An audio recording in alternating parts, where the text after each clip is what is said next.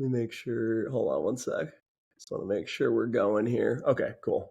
All right, everybody. Welcome back to another episode of the A Life Well Lived, a physician's guide to wealth podcast, where we help you take control of your money so you can live your life with purpose. And thank you, as always, for your time and attention, because I know you are busy and life is crazy and your time is very valuable. So if you're with me today, thank you so much for being here. We have another really, really special guest. I knew with the launch of this podcast that I just wanted to have as many epic people on here as I possibly could. I connected with Dr. Mary Anderson through Tammy Kraus, actually from the Financial Residency podcast. So thank you, Dr. Tammy, if you're listening to this right now. I hope that you are. You gave me like a launch pad and the platform to launch my own podcast. So I'm grateful for you. And Dr. Mary and I just, we did a Zoom together. It was probably like 6 months ago, right after her book launch. And we just vibed really, really well. There was a lot of energy in that conversation. And that's another reason why I wanted to bring her today. She has a ton of energy and she brings both heart and science to the conversation around burnout. She's a licensed psychologist, author, and speaker who's helped countless high achievers, physicians included, reclaim their energy, clarity, and sense of purpose. With a PhD in clinical psychology and specialized training in health psychology from Harvard and Boston University affiliated institutions, Dr. Anderson understands the unique stressors our listeners face. And I'll just throw a little sneak peek in there too. Like I'm not immune to burnout either. I was telling Mary as we were starting this, like I'm planning a wedding right now. We had Steph's shower yesterday. There's a bachelor party coming up.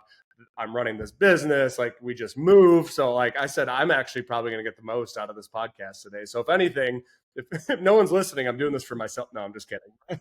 But also another great plug for Mary is her new book, The Happy High Achiever, is already making waves as a blueprint for managing anxiety, stress, and burnout without giving up your drive. I think she told me it's now published in 5 different languages. Is that 5 different languages? She's nodding her head.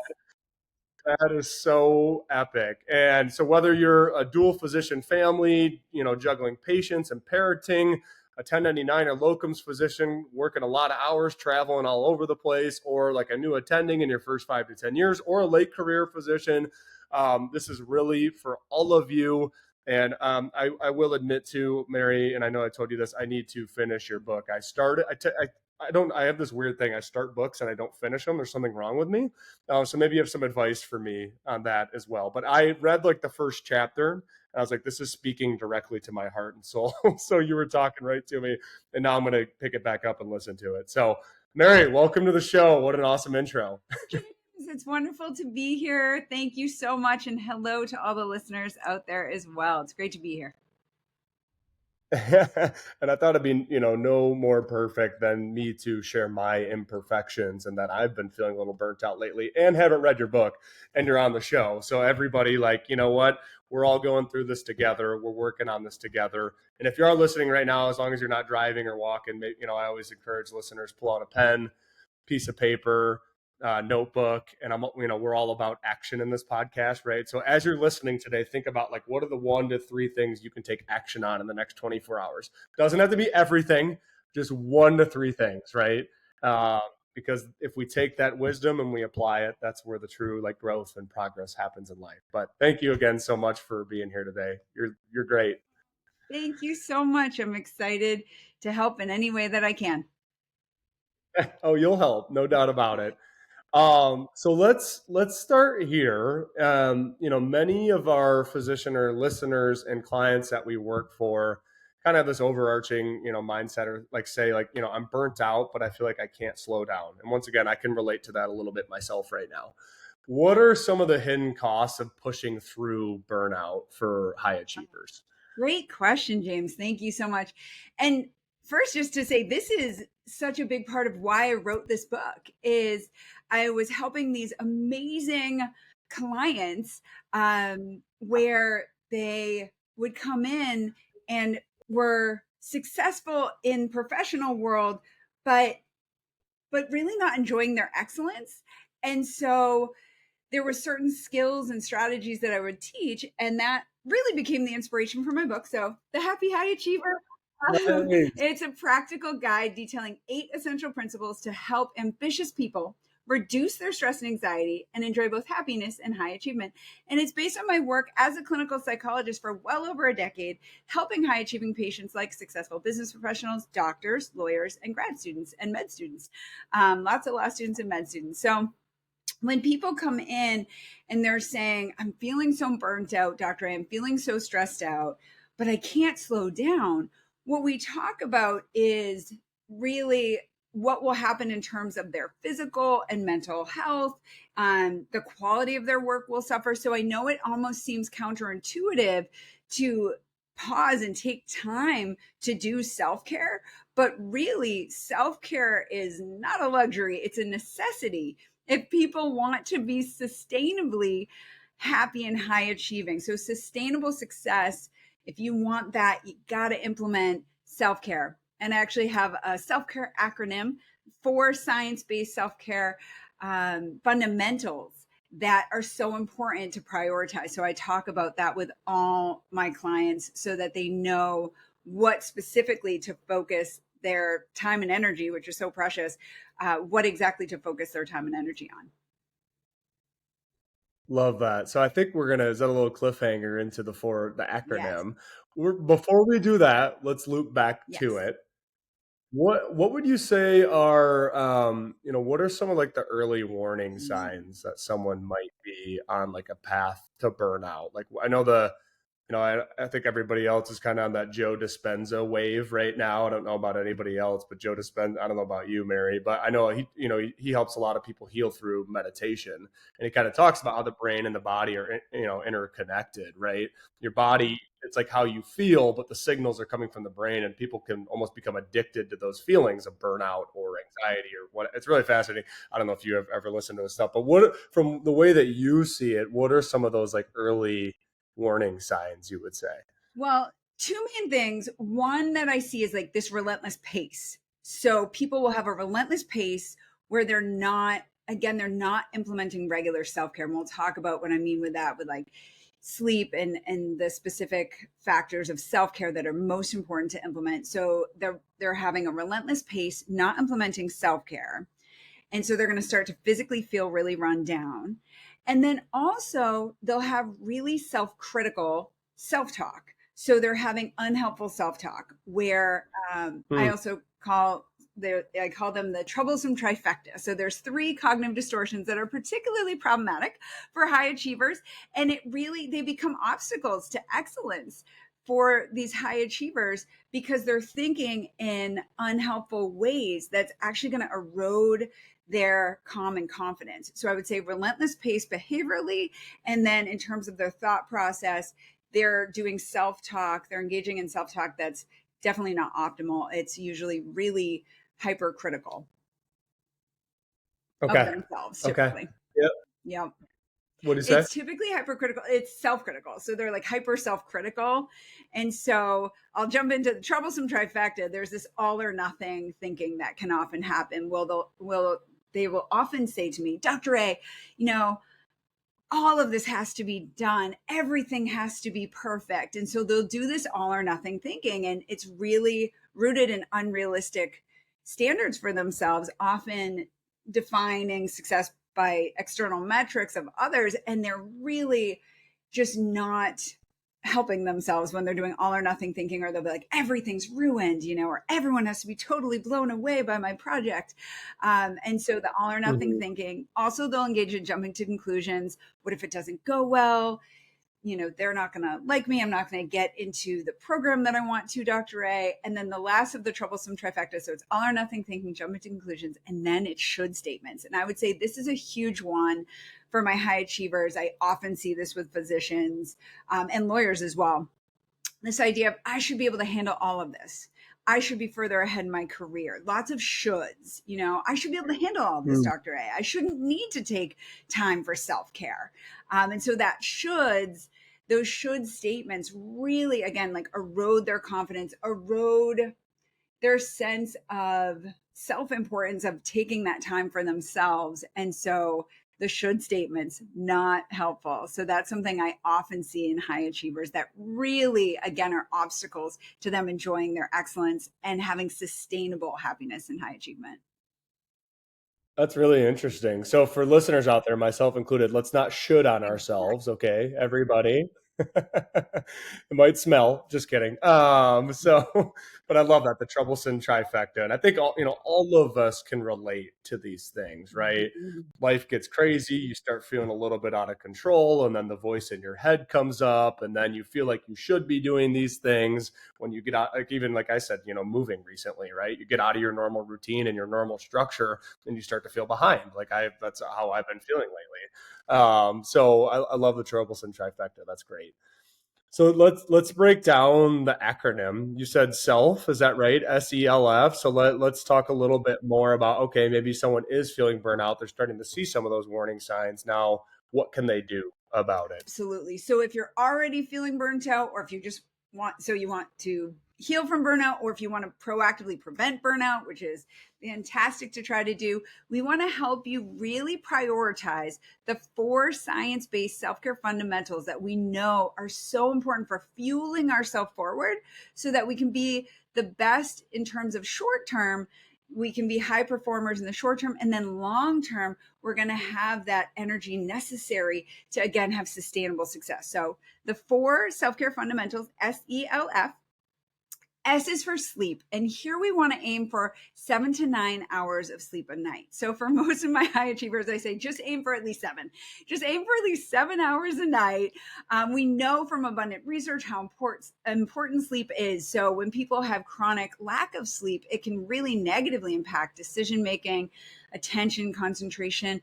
But conversely, when you're getting good night's sleep, so consistently trying to get that 7 hours of sleep a night, that's really where you're going to see that you're going to have boosted mood. You're going to feel better. I think we all know what it feels like when we haven't slept well. So if you're consistently getting good sleep, again, you're going to see things like improvements in attention, memory, concentration. So sleep, so important. So S is for sleep. Again, aim for that 7 hours a night. And then E is for exercise. And I think we all know the importance of physical activity for physical health, right? Especially as healthcare providers. We want to aim for 30 minutes of physical activity most days. What I often talk with my clients about is not only physical health, but also your mental well being. So, physical health is physical movement. So, exercise is one of the most efficient ways to decrease our cortisol, a stress hormone. So, it's so helpful to just get some movement, even if we're breaking it up into 10-minute walk here, 10-minute walk there. Whatever you do is helpful. And sometimes I'll be working with high achievers again. Often physicians and lawyers will be like, well, Dr. A, like I need to go to the gym. I should be going to the gym every day and doing like HIIT training, like every day. It's kind of this big, go big or go home kind of mentality. But then, if they get sick or if their, schedule gets busy and they miss a day, they're like, well, everything's ruined. So that all or nothing really comes into play here. So with physical activity, I really encourage people, keep it doable. Keep it doable. You don't have to go to the gym every day. Just try to get some kind of physical movement into your day. So if that's going for a walk, sometimes, just popping in your headphones like AirPods and just like dancing it out for 5-10 minutes here and there. Like do what you can to just literally get your body moving, reduce that cortisol, manage your stress on the daily, rather than just waiting and trying to do one really, huge workout that doesn't usually work for my really busy high achievers. L is for look forward. So this is the one that often surprises people when they'll say, look forward to what? So what you're going to do is we want you to have something, at least one pleasant activity to look forward to a week. So again, our aim is look forward to at least one pleasant activity a week. And why is that important? Because we get a powerful mood boost, not only when we're doing the pleasant activity we like, but just anticipating a positive, pleasant activity gives us a great mood boost. So it's kind of a 2-for-1. So if okay, this Saturday you're going to meet up with a friend, if Tuesday you have a busy day, you're like, okay, but I get to see my friend on Saturday. That's going to keep you going, right? And often what I found, James, is people would come and see me and I would say, what do you have planned for this week that you're looking forward to, or that's fun, enjoyable, relaxing? And guess how many activities, pleasant activities, did the average high achiever usually say they had planned into their weeks? You Zero. got it. Absolutely. Exactly. They had zero. So I knew we had to just start where they're from and say, okay, at least one. So obviously you can do more Yeah. than one. That's awesome. But so many of my patients were doing zero when they would initially come see me. So I said, let's just have you have at least one pleasant activity that you put into your week, commit to doing it. So we have to make sure it's doable. That was the thing is we can't go on vacation every week and people are super busy. So keep it really doable. A meetup with a friend, a phone call with a friend, even just queuing up your favorite Netflix episode and saying, I'm going to sit and watch one episode of this show I really want, book a massage, get your favorite takeout, keep it really doable and something that you'll look forward to. So sometimes I'll have really productivity loving patients who will say, okay, you're right, Dr. A. I need to schedule in the vacuuming this week. And I'll say, I stay curious and I'll say, because I'm not a huge fan of vacuuming myself, but I'll say, is that something you enjoy doing? Are you going to look forward to it? And they're like, well, no, but it's important to do. So that's a helpful activity, but not a pleasant activity you're going to look forward to. So the litmus test on this one is, are you going to look forward to it? So plan in a pleasant activity you're actually going to look forward to. That's what's going to provide the powerful mood boost that really fuels you forward through the week. So that's L. So it's sleep, exercise, look forward. And then the last is F, fuel. So we want to fuel our mind and body with lots of hydration. So even some dehydration can be really detrimental to cognitive processing speed and our overall wellness. So stay really well hydrated. I always drink lots of water. I encourage all my patients stay really well hydrated. Feed your body well, your brain and body well with fruits and veggies, lean protein, and also fuel your mind with some quiet. Think of how just inundated we are every day with text messages, information, problems to solve, right? We're barraged constantly. So to just disconnect even for a few moments and to do some deep breathing or journaling. I use the Calm app. I do the Daily J with Jay Shetty on the Calm app. Use what works for you, but just find some way to fuel your mind with some quiet, just getting out into nature for a few moments and unplugging and just really like listening to the birds or noticing what the sky looks like. It's kind of that mindfulness moment that can really, again, help calm our nervous system. And that's what's really going to help us feel and be our best long term. So SELF, sleep, exercise, look forward, and fuel. Those are the 4 science-based self-care fundamentals to make sure you're prioritizing in your everyday to prevent and heal from burnout. I think something really important that you said towards the end, and I was thinking about it along the way, is use what works for you, right? I mentioned meditation earlier. That works for me. A lot of people don't enjoy it, and the thought of it, it makes them want to like freak out or like get up or run around, right? So I think that's really, really important. There's no like one size fits all like recipe to this. It's finding within the SELF, finding the things that work for you and your family and your goals and your values and the things that are most important to you. But I love that. I mean, all 4 of these resonate with me. I almost want to like unpack them a little bit further. And absolutely, I just want to say, I often encourage patients, keep self-care doable so you keep doing it. That's really the key is consistency Mm. and the combination of these 4 over time. And they don't have to be done perfectly. And like you said, having something that aligns with your natural interests, your values, your lifestyle, have the SELF fit within what feels doable for you so that you keep doing it. That's the most important thing. Totally. And I would say for any listeners out there that are, they're like, maybe you haven't been sleeping the best, or maybe you haven't been exercising. And sometimes too, I mean, it's like me with medicine, right? If I have a weird symptom in my body, I Google it, you get paralysis, right? So it's almost like, how do I begin? Where do I start, right? So one thing that's worked for me, and Dr. A, you can speak to this too. So I use Darren Hardy's Living Your Best Year Ever journal. I know I've talked about him with you before. And he says, pick one skill per quarter and just like study it and focus on it. So I remember, I think it was like a year, it was Q4 of 2023. I think I sleep was my skill because I hadn't been sleeping great. So I just I read the book, Why We Sleep. I listened to a couple of sleep podcasts from Whoop. I wear this like Whoop fitness band that tracks my sleep. And now I have like a cold room. I wear an eye mask. I wear my blue light blocking glasses at night. I turn the lights off at night. I try not to eat within 2 hours, so, but I didn't know all that until like I chose that skill per quarter. So maybe, it's based on the SELF kind of for action item for today, right? It's like, which of those do you think you're lacking the most in or need that, the help with the most? And then what would be like a plan that you could build going forward? I don't know. Do you typically encourage your patients to work on all of them at the same time, or can that feel overwhelming? Like, what does that look like? Great question. Yes, I just like you're saying, choose one. Choose one so it doesn't feel overwhelming.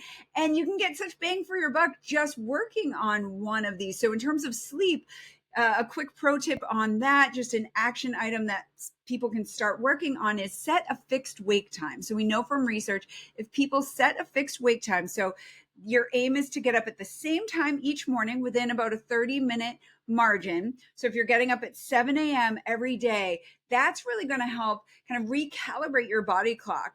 And that's going to help you have better onset of sleep. So you're going to fall asleep easier. You're going to stay asleep longer. And it's going to help with your overall sleep efficiency. So if you can just set a fixed wake time and stick to it, that's the most important thing, because sometimes what I'll see is, people will get up at like 6 a.m. Monday through Friday, but then on the weekends, they're getting up at 9 or 10 in the morning.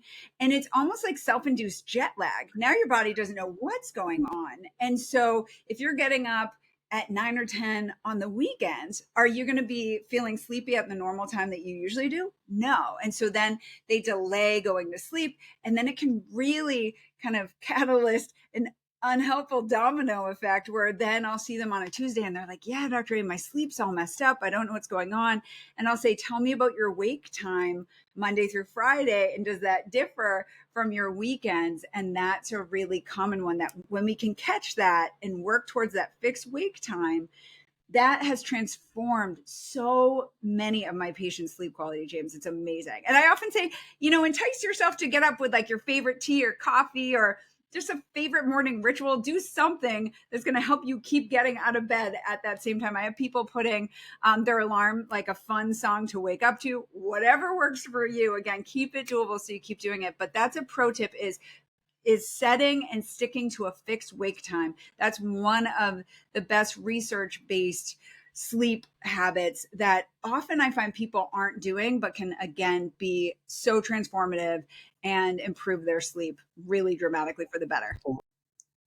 A little circadian rhythm boost. I've certainly been guilty of sleeping in on the weekend, so that's been something I've been trying to work, because this Whoop band like tracks my sleep and wake time, and it gives you like a percentage score, of how I think I'm at like 68% consistency. I think the recommended is like 80-90, so it's a work in progress. And just give yourself credit. I'm like, James, I always encourage people, give yourself credit for any progress you're making, totally. Right? I think that's something I've seen a lot of high achievers do, right? We focus on how far we have left to go, but we don't give ourselves credit for how much progress we've already made. And it's really recognizing and appreciating the progress that will fuel us with further momentum forward. Amen to that. So I'm getting some real life coaching. See, everybody, listeners here, I needed this today. So I love these little pro tips. Do we want to, any other like pro tips on the E, the L, and the F? Exercise. This one is a personal favorite of mine. One of my best friends, Jules, I'll be like, all right, do you want to do a phone call? Say it's like on a Saturday night or a Thursday night. And what I do is I literally like lace up my sneakers before I call her, because we have a way of quickly getting into like long conversations where it's like so much fun. So we're on the phone for like an hour. And so I call it the walk and talk. I just walk around my home as I'm talking. I mean, if I can go outside, that's awesome. I'm currently in Boston and it's a rainy day here, so it'll be an inside phone call with Jules. But it's awesome to be able to have a phone call with a friend, really cultivate and maintain strong social connection, which we know is so important for our physical and mental health. And I'm getting that workout in as well, of just getting some movement. And that's awesome. Rather than just sitting while I'm on the call with her, to be able to move around for a whole hour is really awesome. So that's just a quick pro tip that I use, and it's an easy one to implement, and you'll really feel the benefit from it. I love that. Absolutely love that. And I think what you said in the initial question is too, is like you can't get it's just like the consistency of the behavior. Mhm. Like there's some days where if I'm running behind, I might just sneak in like a super quick, like 20-minute workout, but I didn't miss the Yep. workout that day, you know, versus a lot of us can get guilty when, feel guilty, like, oh, I can't get the full hour in, so I might as well not even go. And I mean, I've been doing that consistently for years because I was overweight as, when I was younger, and it's been part of my health journey too. So I think, like you said, the consistency of the effort, like the apple, apple a day keeps the doctor away. You don't just eat all 7 apples on Sunday, or you don't just go to the gym once for 2 hours on Sunday and then skip every other day of the week. It's just that little consistency, as many days as you can, which I think is great. I love that. Um, and so we have look forward next, and I remember I listened to a podcast during COVID, and it kind of goes hand in hand with what you just said. And it was about like, okay, we're in COVID, we can't do anything, we can't travel, we can't go out to eat. But what do you typically do on vacation, and how can you bring that to your everyday life? And I was like, oh, normally when I'm on vacation, I go on like a ton of walks with my family or friends or whatever. So I have gone on a walk probably almost every day since then. So kind of like what you said, the walk, it's kind of combining those two things together. Or there's a great book called The Artist Way. I don't know if you ever Blake heard of it. Cameron, It's that's a called like fantastic. take yourself on an artist date. So pick something that you wouldn't traditionally do, like take yourself to a movie or go on a hike by yourself, or it could be with friends too. But anyways, any pro tips on the look forward stuff? Those are just a couple that have worked for me too. Yes, I would say in this one, just the buy-in is really important. Where the idea of for high achievers, if I'm like, okay, you need to go to sleep by a certain time, you need and get up at a certain time, exercise. They're like, yes, right. So they're super goal oriented. And then this funny thing happens when I'm like, so you have to plan in something fun or relaxing for yourself, and they're like, whoa, Dr. A, I don't know about that. Like, you want me to be lazy? So, just really helping them understand the significant benefit of having something to look forward to. I think reminding yourself that having something pleasant to look forward to really will help your week feel better, and it helps move you forward. So, even in a stressful moment, you're like, okay, this is a hard moment, but I have this concrete kind of light at the end of the tunnel that I'm looking forward to. And so sometimes having that thing that keeps us hopeful, that keeps us, moving forward helps us in the challenging moments. So I think just reminding yourself that scheduling a pleasant activity is not um, is not in any way going to make you lazy, lackadaisical. Like, it really is something that's going to refuel you and moves you forward. And it really is a powerful mood boost. And we know from abundant research, when people are happier, that's when they're actually their most productive, efficient, collaborative with others. And so that's Mm-hmm. sometimes the buy-in that I have to help people with, is knowing that happiness fuels success. And so planning things in that help boost your mood, that provide a moment of joy for yourself, that really is in the service of you really staying and remaining sustainably successful. So I think the buy-in Mm-hmm. on the pleasant activity, and then just try it. I would say the pro tip is just do it. Keep it very doable. Just plan something to look forward to and then do it. Often patients will come back and say, Dr. A, that was great. That actually really helped. And I'm like, yes. Yes, pleasant activity scheduling does really help. So I would say the mental buy-in, and then just try it. And because it naturally is something that feels good, it will keep you moving forward with it. So that's the pro tip on that one. Absolutely. I love it. And I think, the one for me that's been consistent is kind of that artist date of like going for a hike. Sometimes with friends, but sometimes I just need to like be, because I'm an extrovert, if you can't tell everybody. Sometimes I've like need to force myself to be an introvert and go like quiet my mind and be in nature. And I feel like a new human being after every single time that I do that. And just because this is a physician money podcast, the one thing I heard once before, that, your rest and recovery is worth as much as your actual hourly rate, right? So what, think about your hourly rate right now. And if you don't know, take your gross annual salary and divide it by 2,000, average number of hours. I'm sure you work more than that, but maybe after today's podcast, you work less. But that's your hourly rate. So every hour on the weekends, like your time with your friends, your time when you're just resting on the couch, like that is the value of your time. So I heard that once before, and that, I don't know, that kind of stuck with me a little bit of like, you have to value your off time. Like you, like a professional athlete, like Michael Phelps, like rest and recovery was built into his training protocol. And he was probably forced by his coach to do it, because I'm sure he's a happy high, or a high achiever, was at, and just had to like brute force everything. So I love all of I this. I didn't think we'd break. Yeah, I use Go that ahead. Go example all the time of elite athletes. Like, do professional basketball players stay on the court the entire time? No, they have to come off the court, Gatorade up so they can go and be their best again. And similarly, I work with a lot of like elite academicians, kind of elite professionals. And so similarly, that rest and recovery time, sometimes I'll find that people kind of will mistake it for paralysis, but what we're doing is strategically taking a pause to refuel ourselves. You can't win the ahead. Grand Prix on fumes. You have to have fuel in the tank. That's what I often say, and people tend to Hmm. understand that. It's just getting into the habit of implementing it. That's why I try to kind of get them started with something that would be enjoyable. So by having a pleasant And activity, that's how we get them making time to fuel themselves. I really like that. Everything you're saying is definitely right. I didn't think we'd be breaking down the full self acronym for this long, but this is really good. This, Hopefully the yeah, listeners are this getting is the something work out of that it I too. really do with clients. I say, okay, how do we make this doable for you? And we really specifically Yeah. tailor it. So I love it. I think it's so important. If all they do is focus on one of these SELF self-care fundamentals, they're absolutely going to feel a benefit from it. And it's by taking action that we feel a benefit. So just action one There's of no these. doubt.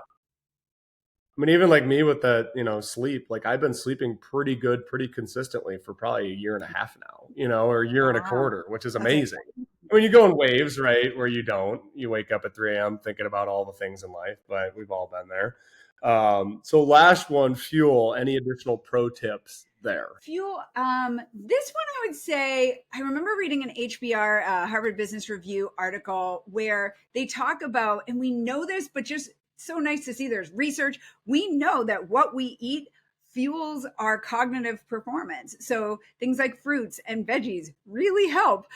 Whereas if people are having high calorie, high fat meals and then trying to go and be their best, that's just not going to work. And so I really encourage people get strategic with how they're planning their meals in during their day so that you're eating often enough. Sometimes I'll have med students, other grad students, law students who are going like 6-7 hours without eating anything and thinking that they're going to be able to perform as highly and study with such concentration.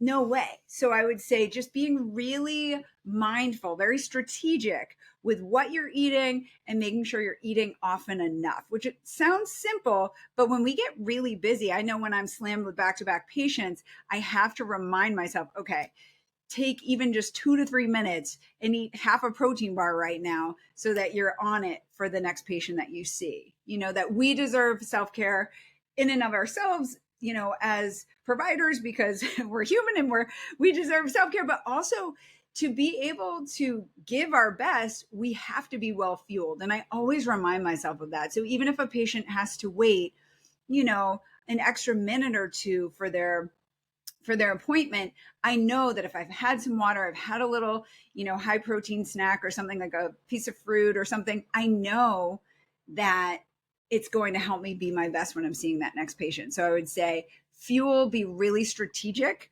with how and when you're fueling yourself and know that it absolutely can make a huge difference in your cognitive performance and your productivity.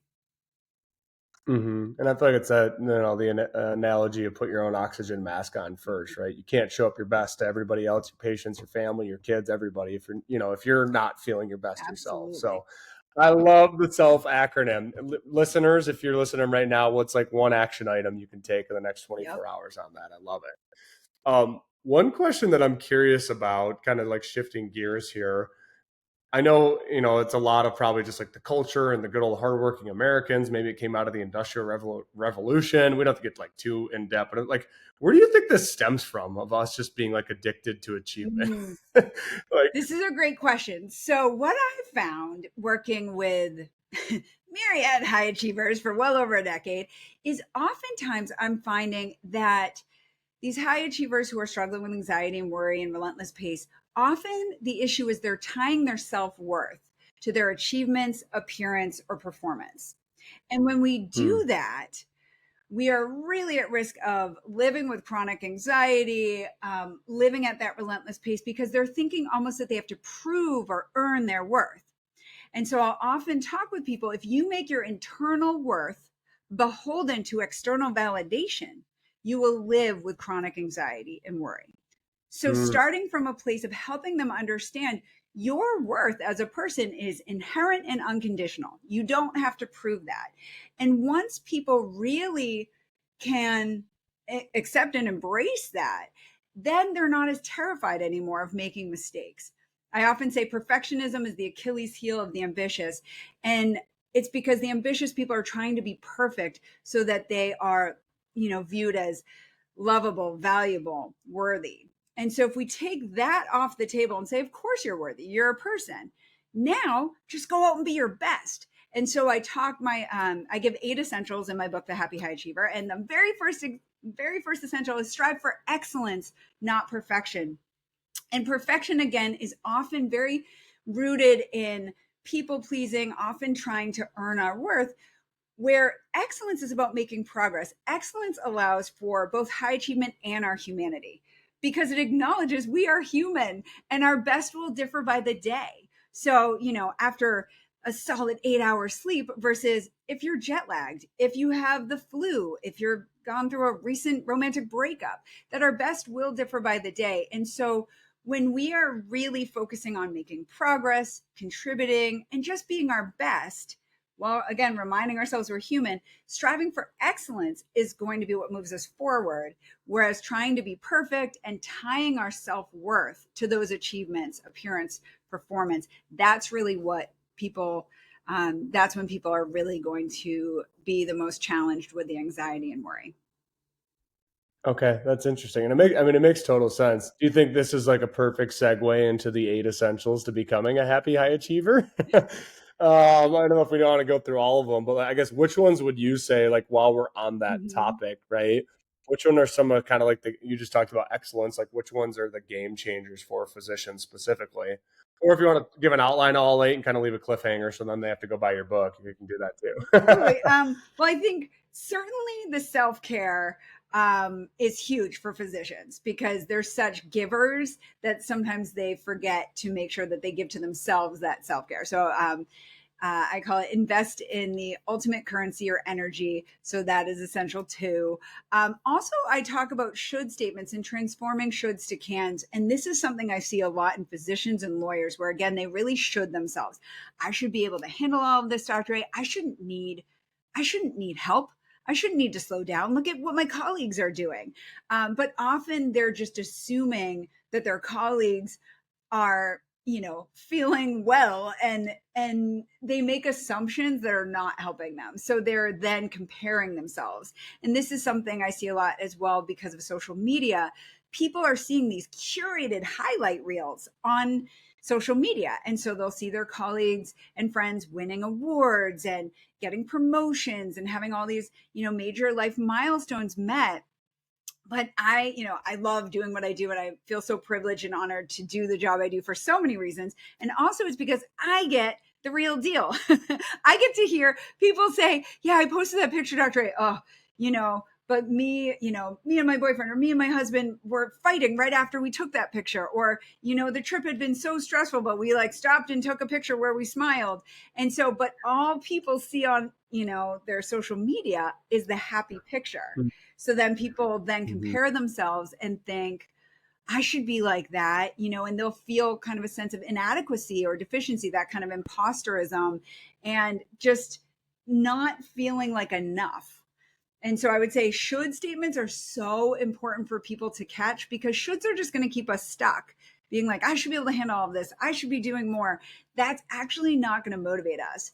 And the pro tip on this one I give is, would you ever look at a friend, if you had a dear friend and they're clearly having a hard time keeping up with all of the work requests and tasks and just all the activities of life. Maybe you can hear that they're saying, oh, I'm so burnt out. I'm so stressed out. Would you look at them and be like, really? You should really be able to handle all this. Like, what's wrong with you? You should be able to do this. Look at what your colleagues are doing. You shouldn't be complaining. There's people suffering so much. Like, so would you should your friend like that? No way, right? No. And so instead of shoulding ourselves, really, it might seem paradoxical, but by being compassionate to ourselves, just like we would a friend, right? We would show a friend empathy. We would try to understand where they're coming from. We would show them compassion. Just turn that onto yourself. And we know from research, self compassion is so huge and is a real, I think, a real building block of resiliency. You want to get up quick after a failure, a fumble, or a flaw?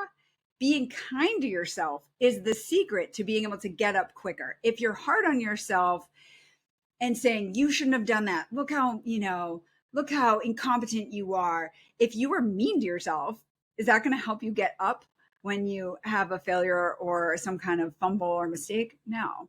So talking to yourself like a friend, although it seems really simplistic, is a really efficient, effective go-to to help people be kinder to themselves in a way that actually is going to ultimately benefit them in a huge way.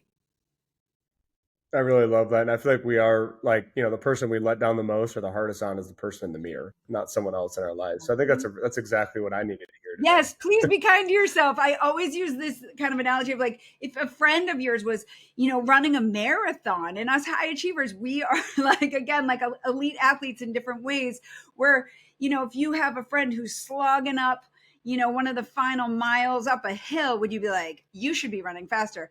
You should have already been here by now. You aren't going to, beat your personal best. What's wrong with you? Like, we would never do that. And yet right, never. But the self-talk that the patients that I work with, that they really candidly, courageously share, that internal monologue, that self-talk that they're engaging in with themselves, they would never say it to anyone else. I'll ask them, I'll be like, would you ever say that to another person? And they're like, no. And I'm like, why not? They're like, that's mean. I'm like, you're saying it to yourself. And it's not even usually accurate. That's the issue, is cognitive distortions are unhelpful thoughts that are not even totally accurate. They're based on faulty assumptions, misconceptions, misinterpretations. So really, again, looking at what are we telling ourselves, because what we tell ourselves directly impacts how we feel and our behavior. So if we want to move forward, talking to yourself more like a friend, that's actually going to be the most effective way to help yourselves feel better and move yourself forward behaviorally. I love that. So for someone who's listening, where maybe it's been, maybe they, it's a little bit of like a habit where they talk, don't have that positive Mhm. self-talk, and habits are hard to Yes. break. What would be like the action step? Is it kind of like awareness, like catching yourself first and then trying to like swap it out and replace it with something Yes, else? great question. So I often talk about awareness into action. So awareness into action means first step is to just raise your awareness, catch it. Anytime you're doing something all or nothing thinking, you'll hear yourself saying things like everything, nothing, or like totally, absolutely ruined. Catch it and say like that's not helpful. And even asking yourself, would I say that to a friend? After awareness, then we move to action. So if someone is saying like, oh, I know the presentation's not going to go well, I'll have them really like question the veracity of that. Well, how do you know that? Have you ever given a talk? Did you get some positive feedback about it? Which usually people have. And so we talk them through and help them see how that thought that's making them feel so stressed out, anxious, worried, it's not even necessarily true. So the first step is just raise your awareness and give yourself credit. So this is an important point. If you catch a cognitive distortion, if you catch some self-talk that you can realize is not helpful, give yourself credit, because often high achievers will beat themselves up. Oh, Dr. A, I'm doing that thing again. I'm shooting myself again. See, I knew I shouldn't be shooting. And they'll be mean to themselves. And I say, but now you're catching it. You used to be doing it, not knowing it. Now you're catching it. So catch it, give yourself credit for it. And then the action piece is really how to question, how is my thought not necessarily true, and to come up with a more helpful thought to focus on. So which thought we choose to focus on is so important. We're going to have thousands of thoughts a day. We can't stop a thought from happening. That's a really important point. Can't stop thoughts, but we can choose which thought we choose to focus our attention on. And again, that is going to directly impact how we feel and behave. And that is all detailed in the Happy High Achiever. So I gave just a quick overview of it, but a step by step of how exactly to do that is in my book. That's great. I love it. So the kind of like awareness is the first step to change, but then you have to take that Yes. action, right? And give yourself grace along the way because there's no perfection, right? There's a lot of like overarching principles wrapped into this. This is Aw, wonderful. thanks. Um, how can high income professionals, this is a Okay. good one, and this is something that I struggle with as well, like start setting boundaries without feeling like they're letting others down. Oh. The good old boundary Yes. This topic. one's tough, right? So this one's tough. And especially a lot of high achievers really struggle with people pleasing tendencies. So setting boundaries is really about communicating clearly, kindly, respectfully to people what you can and can't do, right? But that can feel hard for high achievers who have some all or nothing thinking, as I often hear from people, well, I have to, like, I always have to say yes. I can't say no, right? And so helping them understand that all or nothing thinking isn't going to be helpful because we need to protect our energy, right? We have to make sure we have time and energy to do our self-care, to keep fueling ourselves forward. And so sometimes that does mean that people might be disappointed or let down, and that's a really hard thing for high achievers to sit with. But when we know we're being clear and kind, we're not being unkind or disrespectful. We're doing it in a clear, kind, respectful way, but we're saying no when we're not able to do things. To know that other people might have feelings around it, but that's okay. Like, we're not, there's no way to ever have everyone always pleased with us. Even if we tried everything we could to be perfectly pleasant all the time, is everyone going to like us? No, that's just simply not how life works, right? We could do everything quote unquote right, and there would still be people who just maybe just don't vibe with us, right? They don't like us, right? Some people might be like, Dr. Ray, you're too perky, I'm just being happy. So it's like, I know that. And so sometimes just really sitting with kind of understanding that there may be times where people are disappointed or let down, but again, that can be okay. And it's something we have to just get used to, especially high achievers who have so many requests on our time and energy. We have to stay strategic. So again, as long as we're being kind and clear in our communication, knowing we're going to have to say no to some of the requests because we simply don't have unlimited time and energy to be able to say yes to everything. So I think that's a big one, is setting boundaries can really be implemented when we understand that all or nothing people pleasing is not going to allow us to be sustainably happy, healthy, and high achieving. And every yes is a no to something else, and vice versa, right? Every no Exactly. is a yes to Yeah, something else. absolutely. Boundary setting's hard. That's a skill I've tried to work on. I've Melissa Urban's book, The Book of Boundaries, I think it is. She's like the Whole 30 founder. Oh, nice. Or I'm almost done with that. That one's been Good. helpful as well. But yeah, setting boundaries can definitely be a challenge, like you Yes. said, for especially for high achievers. So something else that you shared as well is that you said that burnout isn't a sign of weakness; it's a signal that something important is being Yes. ignored. Which I think that's like a wake up call right there. It's like, oh wow, yeah, that makes sense. So what do you think physicians most need to hear today, kind of based on that? Mm, great question. I would say to every physician out there, self care is a necessity, um, not a luxury. Self care is necessary for all humans. And so you deserve to take good care of yourself.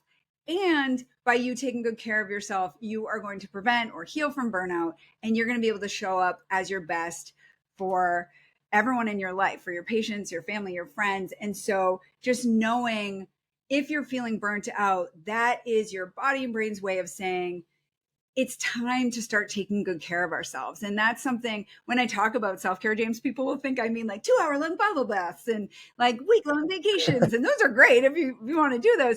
But all I mean with self care is just taking good care of yourself in a consistent way so that you can feel and be your best. And so, to all the physicians out there, you deserve to feel and be your best.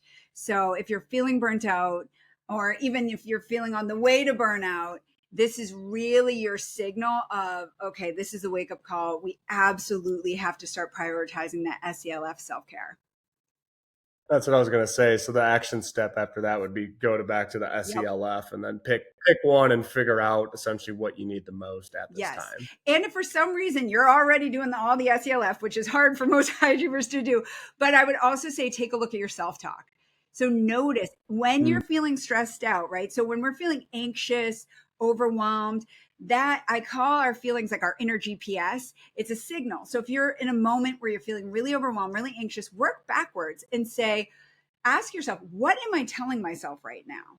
Because almost always, if you're in an everyday situation but feeling really overwhelmed, really stressed out, almost always there's a cognitive distortion, that unhelpful thought that's based on faulty assumptions, misconceptions. There's a cognitive distortion that's needlessly ratcheting up those feelings of anxiety and overwhelm. So if you again can raise your awareness of when you're engaging in those unhelpful cognitive distortions, then you can start taking action. I call it poke holes in those cognitive distortions. Show yourself that they're not even necessarily true. And you can start really creating what I call new and improved self-talk. Which again, everything's in the book. So I know I'm throwing a lot of terms at you.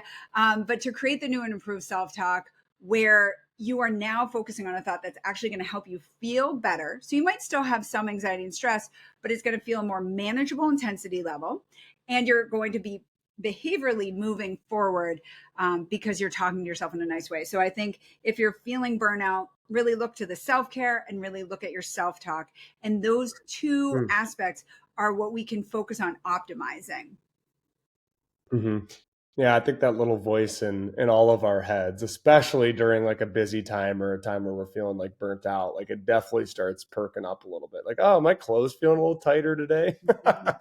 And it's just like, no, no, like you said, you got to like poke holes at it. It's a good reminder for Yeah. everybody. That's a great One point that they, question and that, just to like piggyback on what you just said, yes. Like imagine when you're sleep deprived, you're rushing around, maybe you haven't done your normal exercise routine or had any physical movement, in days and days, that's when it's harder to think in a helpful way. So I think just knowing like mind body, absolutely, they definitely impact each other. And so that's the great thing. The treatment I use is cognitive behavioral therapy, CBT. It's empirically supported for the treatment of anxiety and depression. And I show it as a little triangle. So thoughts, feelings, behaviors. There's bidirectional arrows between all of them, which means our thoughts impact our feelings, feelings impact thoughts, behaviors, and so on. And so if you want to feel your best, you can really, again, target your thoughts, which is that self talk, and your behaviors, which is that self care. And that's really what's going to help you feel your best. So if you're feeling anxious, stressed out, overwhelmed, just pick one of those two, whichever one feels mm, most accessible to you in that moment. If your self talk feels hard to have an awareness about because you're so overwhelmed, just go straight to some self care. Literally, one of the quickest things you can do, 3 deep breaths, right? So in the nose, nice deep breath, and then long extended exhale, and it just calms the nervous system. I often that find, felt doesn't it good. feel good after 3 deep breaths? Oh, Then boy. people can have more awareness of their self-talk because they've slowed things down a little. So whichever works best for you, self-talk or self-care, just target that and it's going to help you feel better. I know I'll be, after listening to this, it's a beautiful day in Michigan today. So I'm taking myself for a hike Yes. tonight. Oh, high five, James. That's awesome. I love to hear it. High That's five through the screen. I know we're getting close on time here. So let's talk. I mean, so awesome you have a book. And I know when I talked to you in the fall, you were on like book tour. I'm sure you've been doing a lot of other podcasts. Like you said, you're now published in 5 different languages, which is so awesome to hear. Where can people grab your book, The Happy High Achiever, and how can they follow your work, keep up with you, follow you on social, all the different things? Thank you so much. Yes, I want to stay connected with everyone out there. So my book, The Happy High Achiever, is available on Amazon. Audiobook. I got to narrate my own audiobook, James. That was just such a fun experience. Totally new for me. It was awesome. So audiobook and hardcover. And paperback all on Amazon and all major book dealers as well. And then my website is www.maryandersonphd.com. So MaryanDersonPhD.com. I'm on LinkedIn, Facebook, Instagram. On Instagram, I'm Dr._Mary Anderson. So yes, please, everyone out there, stay connected. I would love to hear from you all. How long did it take you to do the audio recording? I'm just Oh, that's a curious. good question. We broke it up into different days, and audio Okay. engineer was awesome. I was right here in Boston, able to go to a great sound and stage studio. It was phenomenal. So the whole book journey, James, has been really amazing, and I'm so grateful to just the amazing team of people who helped me get my book into the world, and then awesome people like yourself who are helping me spread the word about the book. My major goal in life is to help as many people as possible. So that's what really motivated me to write the book and to keep spreading I the love word. that. And that's what we're here for, to help others. And like I said, we connected the one time last fall, and I just loved your energy, and I thought it was so great. I thought what you do would be so relevant to this audience, right? Because I definitely want to start incorporating kind of like, your health is your Yes. wealth, right? It's a Physicians Guide to Wealth podcast, but I always say don't be the richest one in the graveyard. Yeah. So go follow the Wisdom. self acronym. Yeah. Absolutely. Um, so if someone's made it to the end of the Yes. episode, which once again, thank you for your time and attention. Maybe we'll drop one more little like golden nugget to reward them for being here for so long. But if they're feeling like maybe they're just barely holding it together, this is like you hit them right where they needed to feel it today. What is like one last piece of hope or encouragement you'd leave them with? I'm like, you got this, guys. If you've had the, if you made it to the end of this, it's you obviously are investing in yourself, and that's the best investment we can make, right? In learning and taking care of ourselves, so you can do this. And I really do encourage people, if they feel like they're just hanging on, like they're so stressed out, reach out, get support. There are so many trained mental health professionals who absolutely can help problem solve and work with you to help you during this, during your challenging times. And again, being high achievers usually have jam-packed schedules, such high expectations for yourself. So getting support from others is huge. So trained mental health professionals, and just making time for yourself. Your self-care is, again, the best investment. And I totally agree, James. Health is wealth. Right? Health is wealth. So taking care of your mental and physical health, that's what's going to allow you to really build abundant wealth, because you're going to be able to be sustainably successful. You're going to be able to be sustainably high performing because you're prioritizing your physical and mental health. So to everyone out there, you got this. You deserve to feel and be your best. Take great care of yourselves. You deserve it. I love that message. And you'll hear it from me, the financial advisor. The best investment you can make is into yourself. And Warren Buffett, worth like 100 billion, has a great quote about investing in yourself as the number one investment you can make. So, listeners, I know I've been challenging action throughout the whole episode today, but take out a pen, piece of paper, notes app on your phone, and what are 1 to 3 actions you can take in the next 24 hours? If 3 sounds overwhelming, just do one. Just one action. It could be going for a walk when you're done with this. It's just what is based on the all the wisdom Mary brought today. What's 1 to 3? And one thing I forgot to mention as well, we'll definitely get the link to your book down in the show notes as well, or your website and your book and everything. So thank you so much, Mary, Dr. A. That was awesome. And thank you to the listeners for being here. That was Thank you amazing. so much, everyone. Take care.